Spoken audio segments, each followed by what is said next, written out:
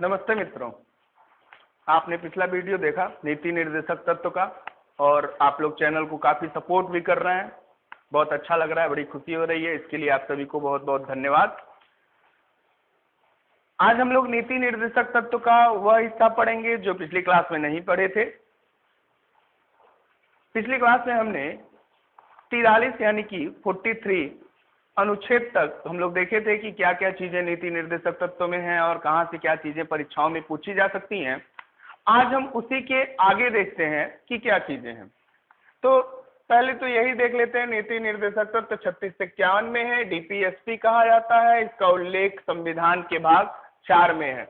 देखिए DPSP 1, 2, 3, 4 directive principle of state policy, directive principle of state policy English में इसको बोलते हैं। तो 1, 2, 3, 4 अक्षर आ रहे हैं और भाग 4 में है ये। तो ऐसे भी याद रख सकते हैं कि भाग 4 में नीति निर्देशक तत्व है, जो कहां से लिया गया है, आयरलैंड से लिया गया है।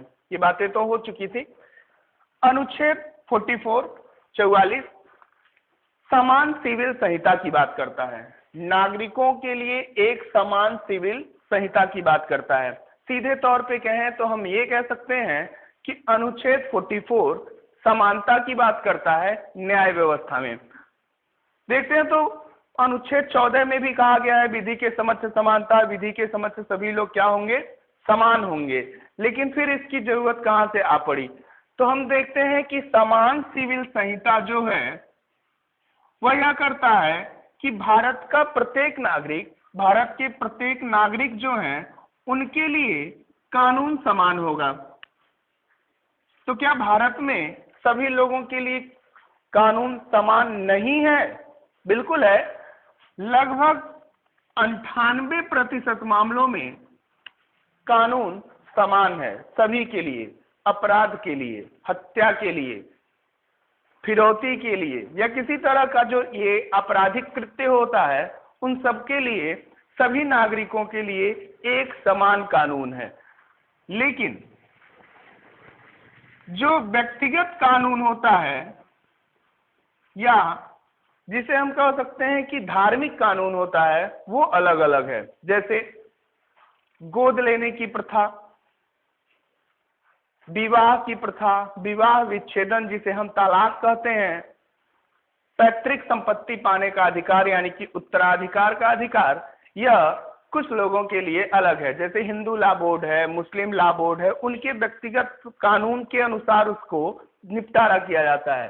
तो समान सिविल संहिता, यहाँ पे ये कहा गया कि कोई भी हो, सबके लिए एक समान कानून काम करे, किसी के लिए कोई भेदभाव न हो। और यह वर्तमान समय में गोवा राज्य में लागू है।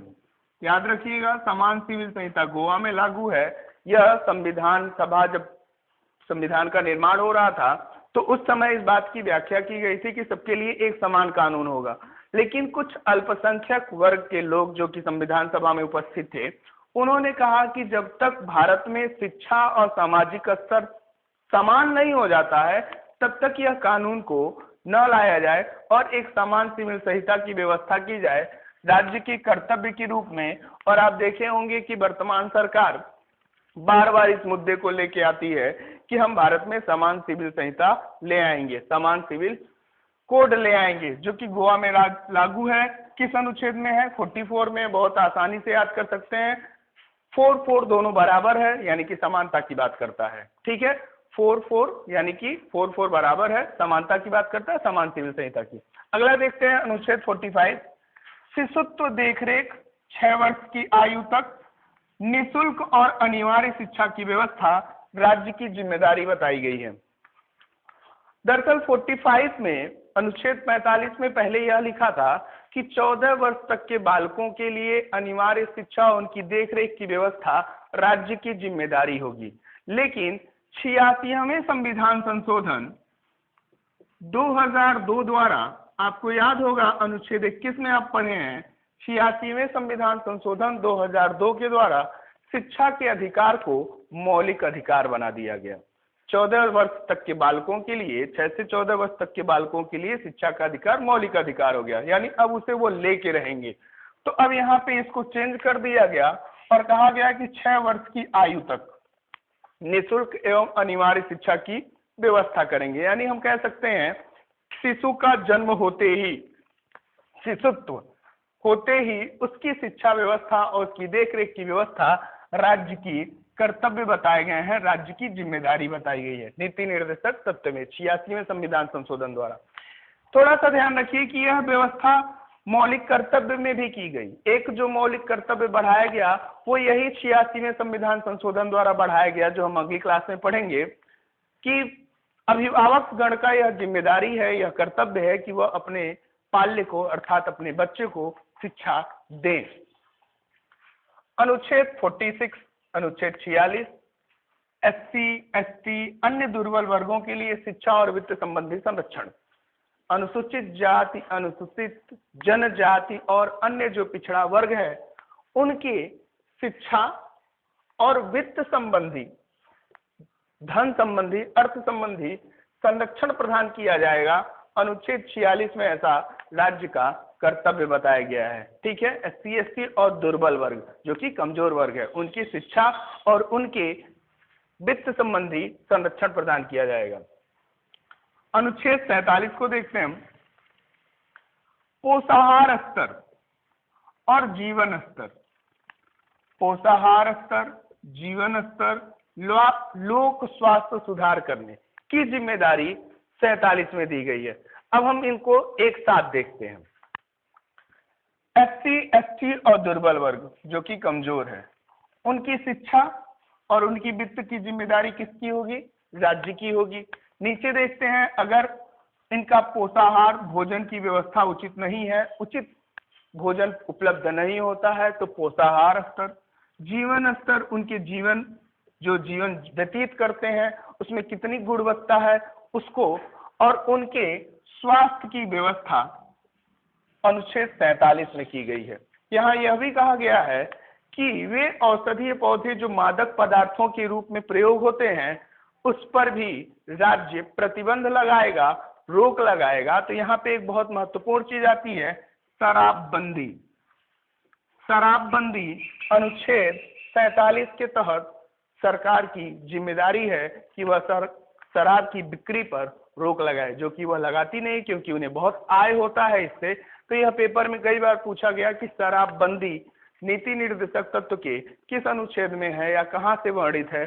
तो शराबबंदी अनुच्छेद 47 में है। पोषाहार स्तर, जीवन स्तर, लोक स्वास्थ्य और इसी में शामिल है शराबबंदी। अगला देखते हैं अनुच्छेद 48। 48 में है कृषि और पशुपालन का संगठन। केवल इतना नहीं है, कृषि और पशुपालन दोनों को हम मिश्रित खेती भी कहते हैं। कृषि और पशुपालन दोनों को वैज्ञानिक स्तर पर उन्नत दशा में पहुंचाने का हर संभव प्रयास किया जाएगा। कृषि एवं पशुपालन को वैज्ञानिक स्तर पर उन्नत दशा में और आगे बढ़ाने की दशा में हर संभव प्रयास किया जाएगा। साथ में पशुओं के नस्ल सुधार, दुधारू पशुओं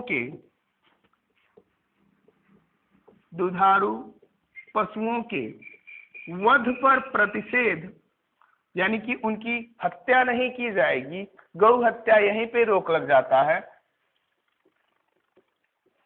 कौन सा अनुच्छेद है? अनुच्छेद 48 है। ठीक, तो यहाँ पे कृषि एवं पशुपालन को बढ़ावा दिया जाएगा, वैज्ञानिक स्तर पर उसे आगे बढ़ाने का हर संभव प्रयास किया जाएगा। दुधारू पशुओं के वध को प्रतिषेध किया गया है, यानी कि दुधारू पशुओं को हत्या पर रोक लगाई गई है। इसमें गौ हत्या शामिल है अनुच्छेद 48 में। 48 में एक अनुच्छेद बाद में जोड़ा गया 42वें संविधान संशोधन 1976 के द्वारा। 48 को बहुत इंपॉर्टेंट है, बहुत बार इस समय पेपरों में पूछा भी जा रहा है। पूरे विश्व के संविधान में, भारत के एकमात्र संविधान में पर्यावरण संरक्षण तथा संवर्धन, वन तथा वन्य जीवों की रक्षा की बात की गई है। पर्यावरण का संरक्षण किया जाएगा, संवर्धन उसकी विकास की व्यवस्था की जाएगी, वन तथा वन्य जीवों की रक्षा भी की जाएगी। यह अनुच्छेद 48 क में बाद में जोड़ा गया है। तो यहाँ पे बिल्कुल आपसे पूछा जा सकता है कि पर्यावरण संरक्षण की जो व्यवस्था की गई है वो कहाँ पे की गई है? 48 क में की गई है, जो कि बाद में जोड़ा गया है। अगला देखते हैं हम अनुच्छेद 49, राष्ट्रीय महत्व के संस्मारकों, स्थानों और वस्तुओं का संरक्षण। संस्मारक कहिए या स्मारक कहिए, बात एक ही होता है। जिसको संसद ने राष्ट्रीय महत्व का घोषित कर दिया है, राष्ट्रीय महत्व का घोषित कर दिया है, ऐसे स्मारकों, स्थानों और वस्तुओं की संरक्षण की जिम्मेदारी किसकी है? राज्य की है, अर्थात गवर्नमेंट की है। ठीक है, तो यहाँ पे 49 में राष्ट्रीय महत्व के स्मारकों, स्थानों, वस्तुओं का संरक्षण है। अनुच्छेद 50 में देखते हैं, कार्यपालिका से न्यायपालिका का पृथक्करण सुनिश्चित किया गया है। लोक सेवा में कार्यपालिका और न्यायपालिका को पृथक किया गया है अनुच्छेद 50 में। अगला जो अनुच्छेद है वो है अनुच्छेद 51, अंतर्राष्ट्रीय शांति और सुरक्षा की अभिवृद्धि। यहाँ पे सीधे सीधे यह क्वेश्चन बहुत बार पेपरों में पूछा गया, भारत अंतर्राष्ट्रीय स्तर पर ससम्मान पूर्वक अपनी विदेश नीति को तैयार करेगा। यहाँ पे मैं लिख दे रहा हूं विदेश नीति, यहाँ पे एकदम ध्यान दीजिए आप, विदेश नीति बहुत महत्वपूर्ण है। ठीक, अनुच्छेद 51 में है अंतर्राष्ट्रीय संधियां, अंतर्राष्ट्रीय संबंध जो है भारत के सम्मान पूर्वक होंगे। अंतर्राष्ट्रीय कानूनों को भारत मानने के लिए बाध्य नहीं है, मानेगा और अपनी गौरवमयी गौरव के साथ संधियों को करेगा। तो यह पूरी व्यवस्था अनुच्छेद 51 में है। वैसे भी 51 को हम ऐसे भी याद रख सकते हैं कि हमारे यहाँ 51 रुपया, बहुत पहले, अब तो खत्म हो चुका है, 51 रुपया शुभ होता था देने के लिए, दो संबंधों को जोड़ने के लिए। तो 51 है तो यह अंतर्राष्ट्रीय व्यवस्था की बात की गई है कि भारत अन्य देशों के साथ जो संबंध रखेगा वो सम्मान पूर्वक रखेगा। वैदेशिक नीति अपनी जो तैयार करेगा उसमें भारत की गौरव गाथा झलकेगी, यानी कि भारत सम्मान पूर्वक अंतर्राष्ट्रीय संबंधों को बढ़ावा देगा। तो ये अनुच्छेद हैं जो 44 से शुरू होते हैं, अनुच्छेद 51 तक हैं। ठीक, तो यहाँ पे नीति निर्देशक तत्व यही समाप्त होता है। एक चीज मैं यहाँ और आपको बता दूं, पिछली क्लास में हमने लिखा था वाद योग्य। मौलिक अधिकार वाद योग्य है, यानी कि प्रवर्तनीय है। शब्दों के हेर फेर में फंसिए नहीं, प्रवर्तनीय को ही वाद योग्य कहा जाता है। और नीति निर्देशक तत्व अप्रवर्तनीय है। विकल्प में जब इस तरह के क्वेश्चन आ जाते हैं तो आप फंस जाते हैं तुरंत, क्योंकि आप केवल शब्द याद रखते हैं। तो अवाद योग्य है, नीति निर्देशक तत्व अपरिवर्तनीय है और मौलिक अधिकार प्रवर्तनीय है, वाद योग्य है, यानी इसे हम सुप्रीम कोर्ट से या कोर्ट के माध्यम से हासिल कर सकते हैं। पूरे नीति निर्देशक तत्व पे यदि किसी का सबसे ज्यादा प्रभाव पड़ा है तो हम एक शब्द में कह सकते हैं महात्मा गांधी का, क्योंकि महात्मा गांधी अनुच्छेद 44 में आपको उनको देखने के लिए मिलते हैं कि अनुच्छेद 40 में ग्राम पंचायत के गठन की बात की गई है, जो कि महात्मा गांधी की ही बातें हैं। नागरिकों के लिए समान व्यवस्था की बात है, पोषाहार स्तर, जीवन स्तर और लोक स्वास्थ्य सुधार की बात है। कृषि और पशुपालन को बहुत ज्यादा महत्व महात्मा गांधी के द्वारा दिया गया। दुधारू पशुओं के वध को रोकने के लिए और उनकी नस्ल को सुधार करने की बात महात्मा गांधी के द्वारा किया गया है। राष्ट्रीय महत्व के स्मारकों के संरक्षण की बात महात्मा गांधी के द्वारा किया गया। अंतर्राष्ट्रीय शांति और वहां पे अपनी संबंध को बढ़ाए रखने की जो संकल्पना है वो भी महात्मा गांधी के द्वारा है। तो यहाँ पे अगर सीधे क्वेश्चन किया जाता है कि नीति निर्देशक तत्व पे सबसे ज्यादा प्रभाव निम्न में से किसका पड़ा है, तो किसका है? महात्मा गांधी का है। ठीक, तो उम्मीद है कि ये वीडियो आपको समझ में आ रहा होगा। अगर कुछ समस्याएं हो तो आप कमेंट में जाके कमेंट बॉक्स में कमेंट कीजिए और पढ़िए, एंजॉय कीजिए। नमस्कार।